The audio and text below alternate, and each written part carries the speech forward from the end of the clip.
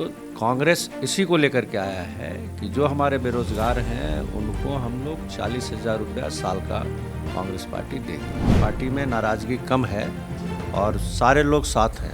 मैं तो बेलरानीपुर में हूँ, पूरी पार्टी एकजुट होकर के राजवीर जी को विजयी बनाने में लगा है। और नमस्कार, आप देख रहे हैं देशहित न्यूज और मैं हूँ आपके साथ आफरीन बानो।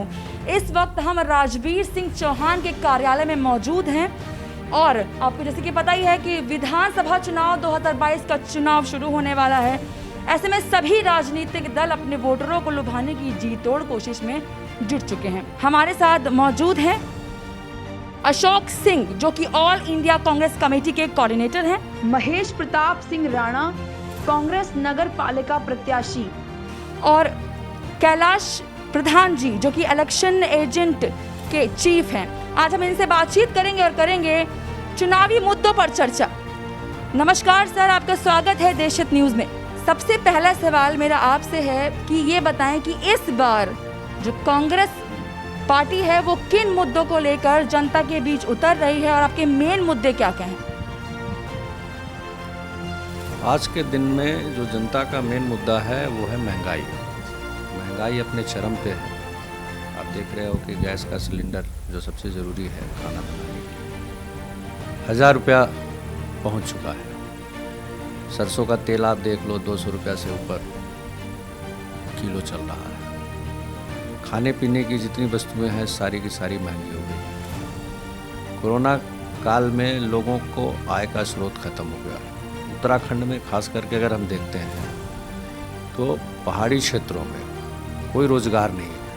सारे नौजवान हमारे युवा जो है बेरोज़गार बैठे हैं, लेकिन सरकार के तरफ से उनको किसी भी प्रकार की सहायता नहीं मिल रही। तो कांग्रेस इसी को लेकर के आया है कि जो हमारे बेरोज़गार हैं उनको हम लोग 40,000 रुपया साल का कांग्रेस पार्टी देगी। इसके अलावा ये तो बहुत बड़ी बातें जो बताई गई, जो कि हम देख ही रहे हैं आजकल अखबारों में, पत्रिकाओं में ये सब चीज़ें चल के आ रही हैं कि गैस सिलेंडर पे की कीमतें कम होंगी। अच्छा, मेरा आपसे दूसरा सवाल ये है कि कांग्रेस पार्टी जो कि इनके अंतर कलेश होते हैं ना, ये इस पे विराम कब लगेगा? देखिए, ये सभी पार्टियों में है, कांग्रेस पार्टी में नहीं है, सभी पार्टियों में है। एक को टिकट मिलता है तो बाकी लोग थोड़े नाराज़ होते हैं, लेकिन हमारे पार्टी में नाराज़गी कम है और सारे लोग साथ हैं।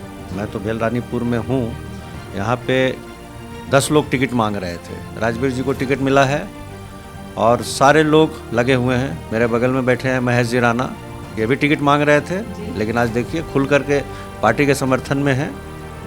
वरुण वालियान टिकट मांग रहे थे, लेकिन आज पार्टी के समर्थन में काम कर रहे हैं। तो सारे लोग, हमारे यहाँ किसी भी प्रकार की नाराज़गी नहीं है और पूरी पार्टी एकजुट होकर के राजवीर जी को विजयी बनाने में लगा है और वो मेरे हिसाब से पूरे बहुमत के साथ वो विजयी होंगे। अच्छा, आपसे एक सवाल है कि आप ये बताइए कि राजवीर जी को टिकट दिया, कांग्रेस ने भरोसा जताया, तो ऐसे में क्या राजवीर जी उस भरोसे पर जो खरे उतर पाएंगे?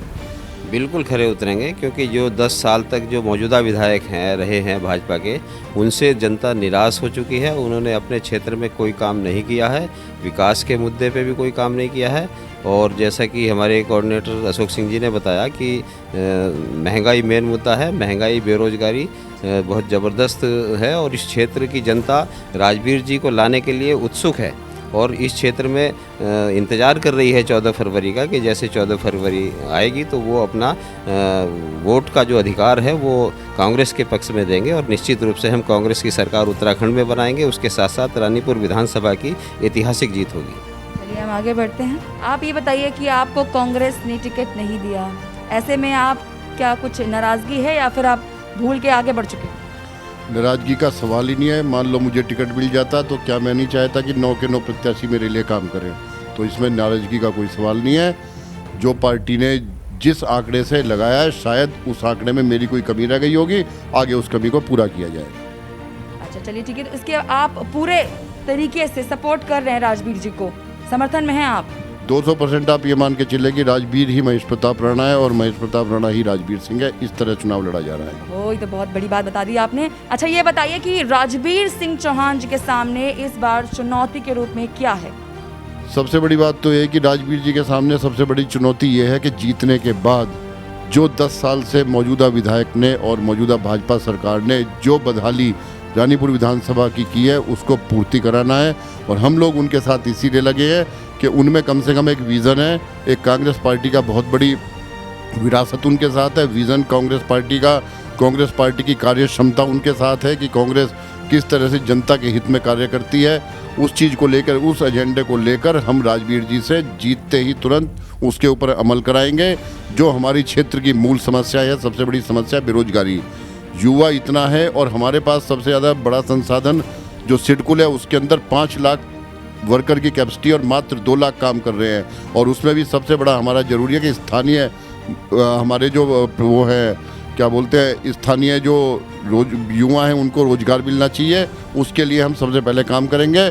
उसके बाद जिन कॉलोनियों को विधायक मौजूदा अवैध कहता है उनके अंदर सड़क नालियों का काम किया जाएगा। जो क्षेत्रीय लोकल समस्याएं उनको दूर किया जाएगा। महंगाई चूँकि केंद्र से जुड़ा हुआ मामला है, इसके लिए हम पक्ष में होते हुए भी प्रदेश के अंदर पर केंद्र में विपक्ष में होंगे, उसके लिए लगातार आवाज़ें उठाएंगे और आने वाले लोकसभा के चुनाव में भी अपना प्रत्याशी उसी मुद्दे के ऊपर जिता के भेजेंगे। अशोक जी बताइए कि क्या इस बार ये मिथक टूटेगा या फिर रहेगा बरकरार? देखिए, इस बार मिथक टूटेगा और कांग्रेस भारी बहुमत के साथ में उत्तराखंड में सरकार बनाने जा रही है। क्योंकि भाजपा के पिछले 5 साल में आपने देखा 3 मुख्यमंत्री उनके बदल गए। क्यों बदले?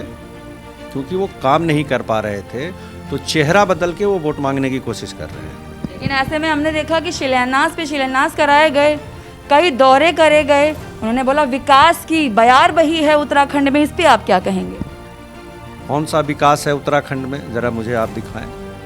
मैं रानीपुर आया था, मैं रानीपुर में इस विधानसभा क्षेत्र के कुछ इलाकों में मैं खुद घूमा और ज्वालापुर वगैरह इलाके में मैं गया तो सड़कों का ये हाल था कि सड़क में गड्ढे हैं, गड्ढे में सड़क है, ये पता ही नहीं चल रहा था।